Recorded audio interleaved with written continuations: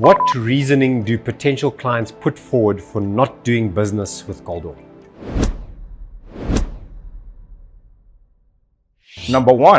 Rule number one, for any piece of technology to give you a benefit, it's got to be online. Yes. It's got to be working. Right? So I don't get it. I don't get why the industry is so hung up that you've got to have a large team. You have a large team for technology that doesn't work, that industry has, for whatever reasons, accepted for the last 10 years. And they think that's normal. If you have a reactor, it's definitely going to break because all the others break, and you're definitely going to need a large team to service me because that's what everybody else has to do, right? But they can't get their mind around the fact that the Mach does not break. Has zero maintenance requirement. You can do an inspection if you want, Yes. just to see if everything is still okay, but there's zero maintenance. It'll outlast the life of your project way over 10 years. Yes. So why would Goldor need a big team? What is this big team going to do? There's no maintenance to be done. Yes. There's nothing for them to do. And if you really think of it, the industry should not be promoting technology companies to have huge teams. Aren't we meant to be reducing the carbon footprint? Carbon net zero by the year 2050. Unnecessary large companies are not going to give you that. Because now you've got people on airplanes jet setting all over the place to fix technology that should have been designed right in the first. Sorry for being so candid about it, but yeah. but because there is an intrinsic problem with the technology, Yes. you need all of these unnecessary things which are not doing the environment any good. Yeah. So in my mind, there's nothing wrong with having a company with a small core team. There's lots of pluses to it. Number one is you will always have the inventor involved.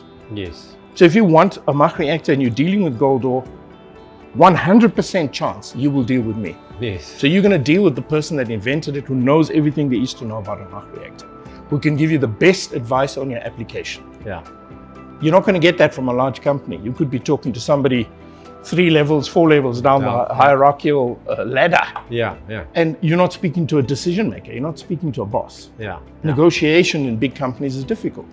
It's easy to do business with Goldor. You're looking at the decision maker here. Yes. I decide on policy, price, conditions of contract, the whole tutti frutti. Yeah. So in my mind, a small company is actually a breeze. If you can get away with running a business with a small core team, do it. Yes. It'll be good for you, it's good for the environment, it's good for clients.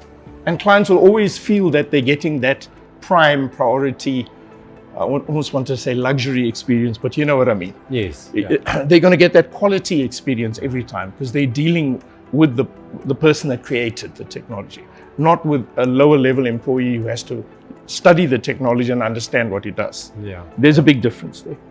So, I know you get excuses, you get reasons why people don't want to do business with Goldor, and I haven't come across any very good ones. And then you get excuses as to why people will not do business with you.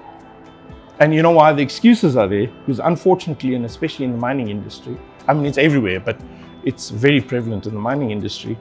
Corruption, nepotism is very, very much alive. And I know it's human nature to do business with people that you know and you trust.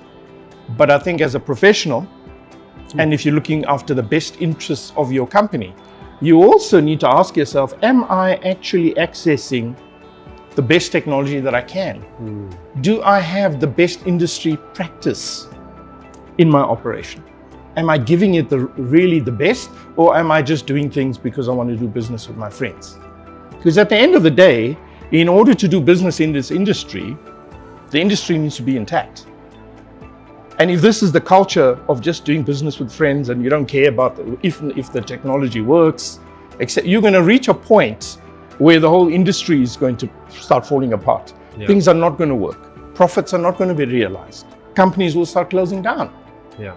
And that's not the objective of running a business. So I think, the industry needs to really sit down and critically evaluate themselves, think long and hard, because if something is not done about changing this culture and this way of doing things, then, at some point it's going to be too late for all of us, not just Goldor.